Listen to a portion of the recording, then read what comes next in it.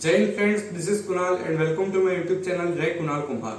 अब तक हमने 3 क्लासेस में सब्जेक्ट, वर्ब और अदर वर्ड के बारे में पढ़ लिया है। सब्जेक्ट में हमने noun, pronoun, noun equivalent, noun gerund के बारे में पढ़ा। इसके बाद वर्ब में हमने वर्ब की फॉर्म्स पढ़ी, मेन वर्ब, एक्सिलरी वर्ब, इनके बारे में पढ़ा। और इसमें हमने अदर वर्ड में ऑब्जेक्ट और कॉम्प्लीमेंट के बारे में पढ़ा। तो ये सब करने के बाद अब हम आज थोड़ा बहुत सेंटेंस के स्ट्रक्चर के बारे में पढ़ेंगे, जिसमें हम देखेंगे कि सेंटेंस का स्ट्रक्चर कैसे डेवलप होता है और ये सेंटेंस का स्ट्रक्चर कितने प्रकार का होता है।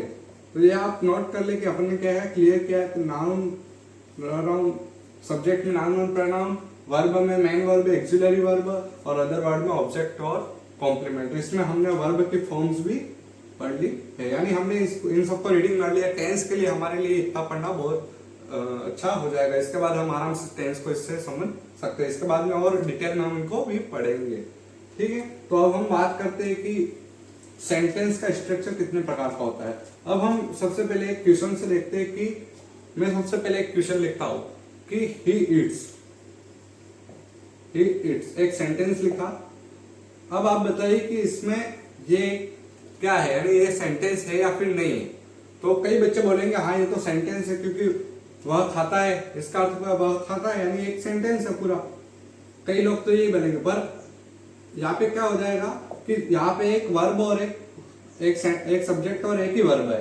हमने पढ़ा था कि कोई भी सेंटेंस जिसको पूरा बनाना है तो उसके लिए एक सब्जेक्ट, एक ऑब्जेक्ट और एक अदर वर्ड जरूरी है, पर यहाँ पे अदर वर्ड मिसिंग है। तो इसमें क्या ये सेंटेंस होगा? नहीं, क्योंकि हम शुरू से पढ़ते आ रहे हैं कि अगर कोई भी सेंटेंस को पूरा करना है तो उसके लिए 3 चीजें रिक्वायरमेंट है, जिसके फर्स्ट है subject plus verb plus other word. तो इसमें ऑब्जेक्ट का अदर वर्ड है नहीं, तो ये क्या हो जाएगा, सेंटेंस में। तो फिर ये क्या है? तो इसके लिए हम आपने एक शब्द सुना, क्लोज। क्लाउज के बारे में आज हम पढ़ेंगे, जिसमें हम देखेंगे कि क्लाउज होता क्या है। आपने ये सुना होगा। तो ये जो ही इट्स है, एक सब्जेक्ट और एक वर्ब मिलके एक क्लाउज बनाते हैं, और एक पूरा सेंटेंस बनाते हैं। ये आप ध्यान रखना कि एक सब्जेक्ट और एक सब्जेक्ट प्लस एक वर्ब होगा तो कहीं पे भी वो क्लोज कहलाएगा, और जहाँ पे एक subject verb plus other word है वो सेंटेंस कहलाएगा। अब इसको हम क्लोज को हिंदी में क्या कहते हैं? तो क्लोज को हम हिंदी में वाक्य खंड भी कह सकते हैं, वाक्य खंड, वाक्यांश, और इसको वाक्य का टुकड़ा या फिर कुछ भी आप कह सकते हैं, लेकिन मुख्य रूप से वाक्य खंड और वाक्यांश भी इसे हम कह सकते हैं। वर्ड में हर सेंटेंस में क्लोज तो होता ही है, बट जो सेंटेंस, कोई भी सेंटेंस है उसमें क्लोज तो होगा ही, पर जो क्लोज है वो सेंटेंस से हमेशा छोटा होगा, ये ध्यान रखना। क्योंकि उसमें एक सब्जेक्ट और एक वर्ब होगा, उसमें अदर वर्ड नहीं होगा। यानी इसमें सब्जेक्ट, वर्ब और अदर वर्ड आ रहा है तो उसमें सब्जेक्ट और वर्ब भी आएगा। यानी कोई भी सेंटेंस इस दुनिया में जिसमें क्लोज भी इंक्लूडिंग है, लेकिन वो क्लोज सेंटेंस से बड़ा नहीं हो सकता। अब हम देखते हैं कि इसकी डेफिनेशन क्या होती है। Clause is a part of longer sentence in which there will be one subject and one verb. यानी clause is a part of a longer sentence, यानी किसी लंबे वाक्य का कोई भी हम वाक्य देख लेते हैं तो उसमें क्या होता है, उस पार्ट का एक छोटा भाग होता है। क्या होता है? एक छोटा भाग, उसी को हम क्लोज कहते हैं। तो इसके आप डेफिनेशन लिख सकते हैं।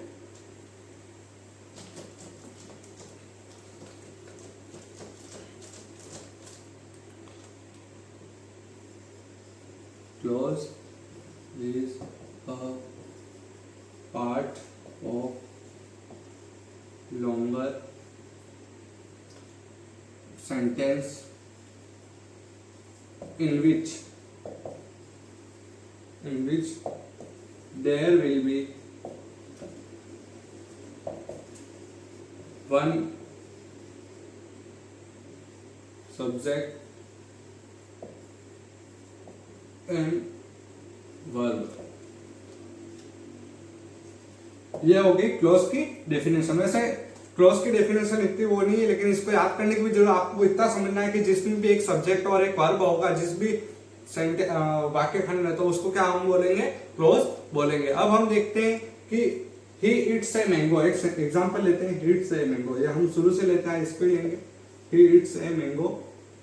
तो इसमें अब आप देखिए कि इसमें क्या क्लोज है या फिर नहीं है। तो इसको पता करने के लिए हम देखते हैं कि जैसे कि एक सब्जेक्ट हो गया, ये वर्ब हो गया, ये क्या हो गया, ये कंजक्शन हो गया, और ये आर्टिकल हो गया, और ये क्या हो गया, अदर वर्ड में हो गया। ये अदर वर्ड में भी हम पता करेंगे ये क्या हो जाएगा, ऑब्जेक्ट हो जाएगा, क्योंकि इसका डायरेक्ट इम्पैक्ट पड़ रहा है राम रीड्स है, तो इसको हम ऑब्जेक्ट भी लिख सकते हैं। अब हम देखते हैं कि इसमें क्या क्लोज है। अगर ये क्वेश्चन आता है तो ही इज, ही इट्स, वह खाता है, ये भी एक क्लोज हो जाएगा, क्योंकि ए क्या लगाया है, आर्टिकल लगा दिया और इधर ऑब्जेक्ट है। यानी हर सेंटेंस, दुनिया के कोई भी सेंटेंस में क्लोज होगा, पर क्लोज में सेंटेंस नहीं हो सकता।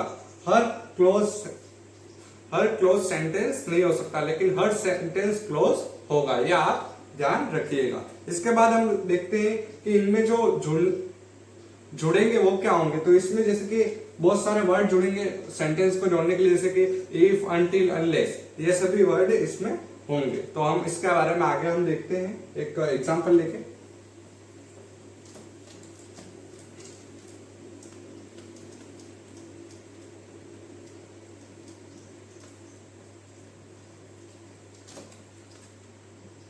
अब हम आगे इसमें देखेंगे तो सबसे पहले हम एक पूरा एक सेंटेंस लेंगे बड़ा, जिसमें क्लोज लॉस सब हम समझेंगे। I went there and met her. I went there and met her when, इसको थोड़ा नीचे लिखेंगे ताकि इसको हम अच्छी तरीके से डिफाइन कर सके।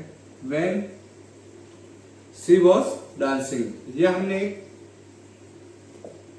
क्या ले लिया, सेंटेंस ले लिया। अब इसमें हम पता लगाएंगे कि इसमें क्लोज है और क्लोज के कितने पार्ट्स है और कौन कौन से क्लोज इसमें है। तो सबसे पहले हम बात करते हैं इसकी, आई वेंट देयर।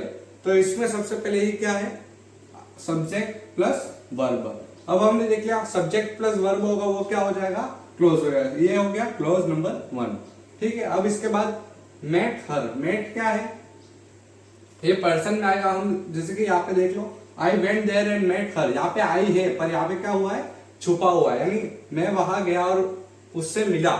तो इसमें क्या, आई छुपा हुआ है लेकिन यहाँ पे लगा हुआ नहीं, इसका मतलब ये भी क्या है, क्लोज ही बनाएगा, सब्जेक्ट प्लस मेट हर, ठीक है। ये हो गया क्लोज नंबर 2। इसके बाद क्या है, ये कंजक्शन लगा हुआ है।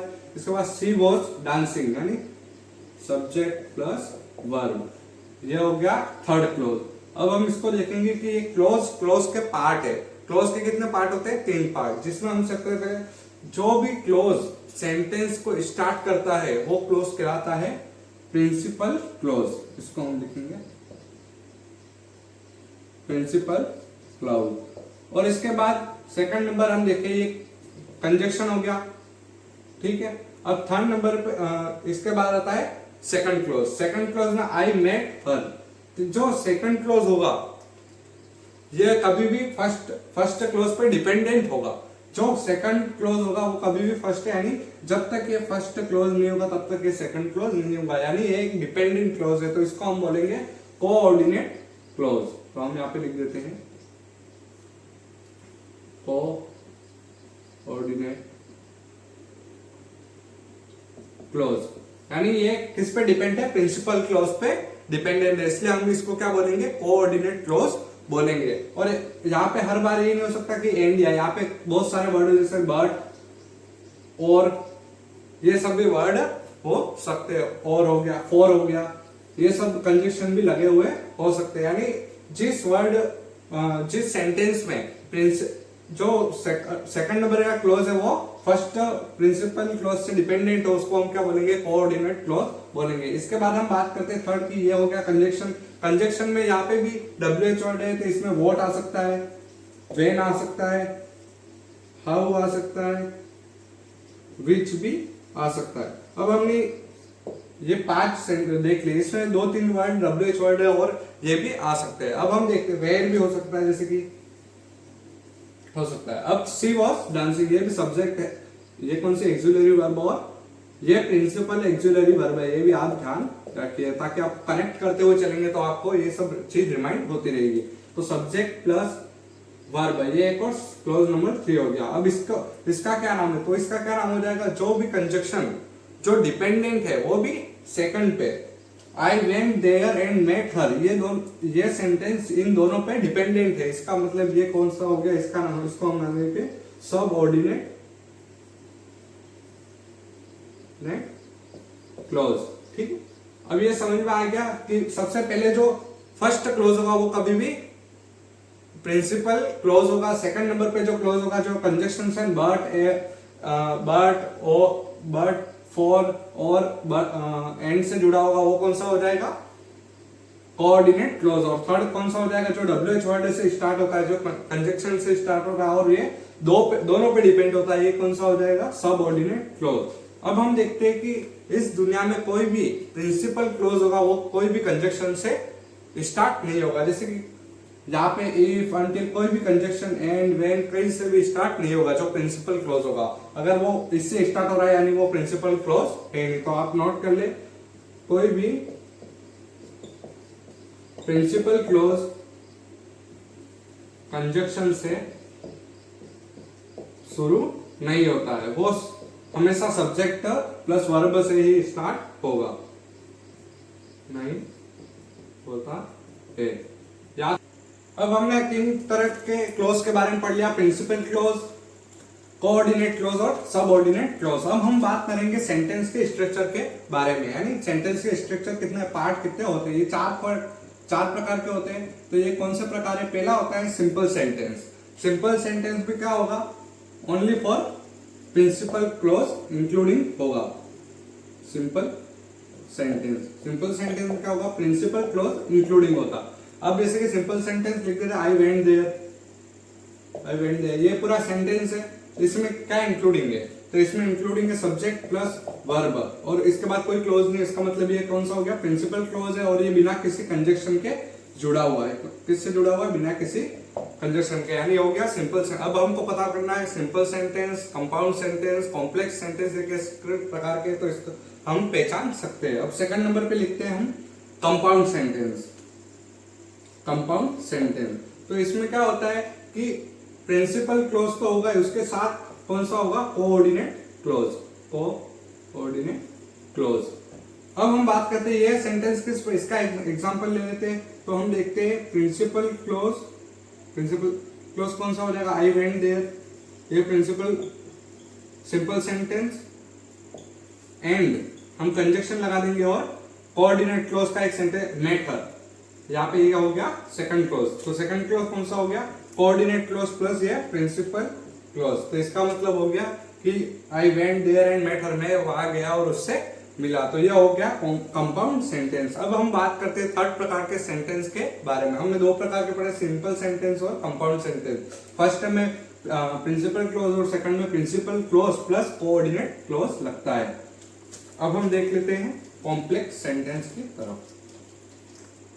थर्ड नंबर पे आएगा कॉम्प्लेक्स सेंटेंस। इस सेंटेंस में हम देखेंगे तो इसमें क्या आएगा कि प्रिंसिपल क्लोज तो होगा पर उसके साथ कौन सा क्लोज जुड़ा होगा, सबऑर्डिनेट क्लोज। कोऑर्डिनेट गायब होगा और डायरेक्ट सबऑर्डिनेट क्लोज जुड़ जाएगा।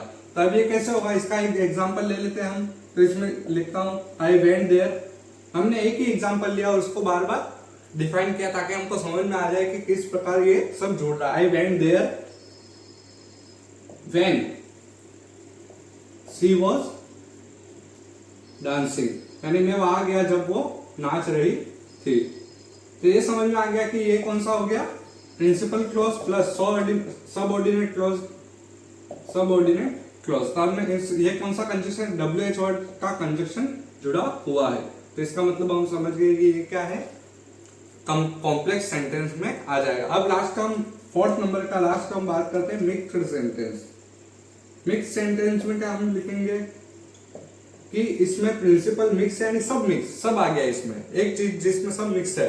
तो principal clause, coordinate clause plus subordinate clause भी इसमें, तीनों क्लोज इसमें आ जाएंगे। क्लोज 3 प्रकार के, तीनों क्लोज इसमें इंक्लूडिंग होते हैं। तो इसमें हम इसको एक एग्जांपल, यही एग्जांपल लेंगे, आई वेंट देयर, सबको मिला के हम एक निष्कर्ष निकालेंगे।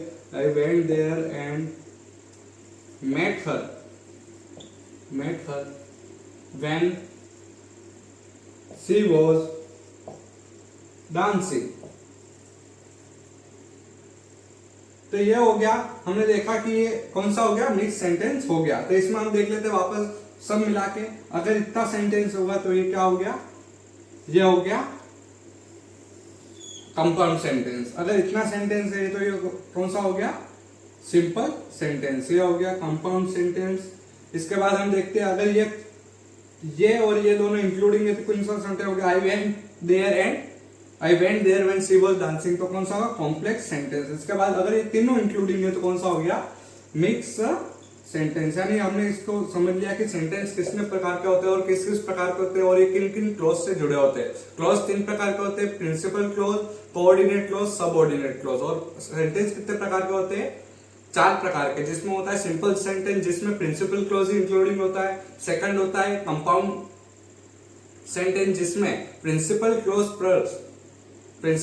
प्लस कोऑर्डिनेट क्लॉज मिक्स होता है। इसके बाद थर्ड होता है कॉम्प्लेक्स सेंटेंस जिसमें क्या होता है, principal clause plus subordinate clause भी इंक्लूडिंग होता है। इसके बाद लास्ट हो गया मिक्स सेंटेंस जिसमें प्रिंसिपल क्लॉज, कोऑर्डिनेट क्लॉज और सबऑर्डिनेट क्लॉज भी तीनों मिक्स हो जाते हैं। तो अब आप इस सेंटेंस पे लिख के पूरा आप समझ ले, इसके पूरे कॉन्सेप्ट को समझ ले। इतना सब लिखने की जो आपको बस 90% मटेरियल अपने यहाँ पे रखना और 10% ही अपनी कॉपी में रखता है। बच्चे क्या करते हैं कि 10% यहाँ पे रखते हैं और 90% नोटबुक में रखते हैं, लेकिन आपको 90% यहाँ पे रखना कॉन्सेप्ट और 10% आपको अपनी नोटबुक में रखना है। तो आपको यार समझ में आ गया कि क्लॉज कितने प्रकार के होते हैं, सेंटेंस के कितने प्रकार होते हैं, ये सब हमने पढ़ लिया। अब हम कल से हमारे टेंस की प्रॉपर क्लास चालू करेंगे। हमने देख लिया कि सेंटेंस क्या है, subject, verb, object, other word, complement, इन सब के बारे में हमने देख लिया। तो कल से हम चालू करेंगे हमारे विजय बैच की फर्स्ट क्लास जिसमें हम देखेंगे टेंस के बारे में। टेंस के बारे में हम पढ़ेंगे, टेंस के प्रकार, इन सब के बारे में हम पढ़ेंगे। कल से विजय बैच में क्या चालू होगा, विजय बैच एक फाउंडेशन कोर्स है जो हमारे किस चैनल पे, रे कुणाल कुमार पे, जिसपे हम कल से स्टार्ट कर जा रहे हैं। फर्स्ट डे पे टेंस स्टार्ट करेंगे, जिसके बाद हम धीरे धीरे इसके बारे में पढ़ते रहेंगे और 10-15 क्लासेस टेंस के लेंगे, लंबा खींचेंगे, लेकिन पूरे कॉन्सेप्चुअल क्लियरिटी के साथ हम ये पूरा पढ़ेंगे। बस आज के लिए इतना ही पढ़ेंगे और कल से हम स्टार्ट करने जा रहे हैं नया बैच जिसमें आप ये वीडियो पसंद आए तो अपने दोस्तों के साथ शेयर कीजिएगा और लाइक और सब्सक्राइब भी करिएगा। जय हिंद।